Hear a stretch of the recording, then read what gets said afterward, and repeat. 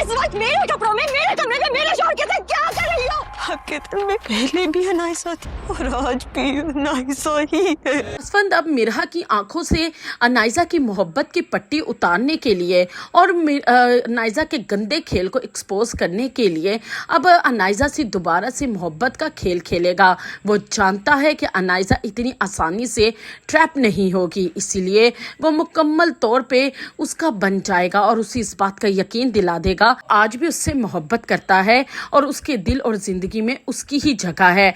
मिरहा को तो वक्ती तौर पे उसने अपनी बीवी के रूप में कबूल कर लिया था और अनाइजा तो चाहती यही थी। वो तो आई ही यहाँ दोबारा इसलिए थी ताकि मिरहा से असफंद को दोबारा छीन सके, हासिल कर सके। मिरहा के लिए तो ये बहुत बात तकलीफ होगी कि जब वो असफंद को अनाइजा के इतने करीब देखेगा, क्योंकि सुबह तो असफंद उसे ये कहकर जाएगा कि रात को वो रेड साड़ी पहने उसके लिए, क्योंकि उसे वो बहुत कलर पसंद है, मिरहा पे रेड कलर। लेकिन दूसरी तरफ वो अनाइजा को भी कह देगा और कमरे में जब अनाइजा रेड साड़ी पहनकर असफंद के बाहों में बाहें डालकर बातें कर रही होगी तो उसी टाइम कमरे में मिरहा भी आ जाएगी और इस हालत में उसको देखकर जोरदार थप्पड़ मारेगी और कहेगी कि तुम्हें किसने हक दिया है कि तुम मेरे शौहर के साथ मेरे ही कमरे में मेरे ही कपड़े पहनकर खड़े हो। और फिर असफंद को भी कहेगी कि आपने तो आज मेरा मान ही तोड़ दिया, आप आज भी अनाइजा को पसंद करते हैं, आज भी आपके दिल में इसके लिए जगह है और आपने मुझसे झूठी मोहब्बत के दावे किए।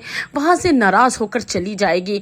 असफंद उसे कुछ भी नहीं बताना चाहता, वो चाहता है कि अनाइजा खुद उसके सामने अपना पोल खोले और इसीलिए वो अनाइजा के इतने करीब हो रहा है। और दूसरी तरफ अब मिरहा अनाइजा का भी सच जानने की कोशिश करेगी, क्योंकि घर वापस जाकर उसे अनाइजा के कमरे में वो मोबाइल फ़ोन मिल जाएगा जिसमें रिकॉर्डिंग होगी जब इसने गुल को सीढ़ियों से धक्का दिया था और वो मोबाइल फ़ोन और किसी का नहीं, शारिक का था।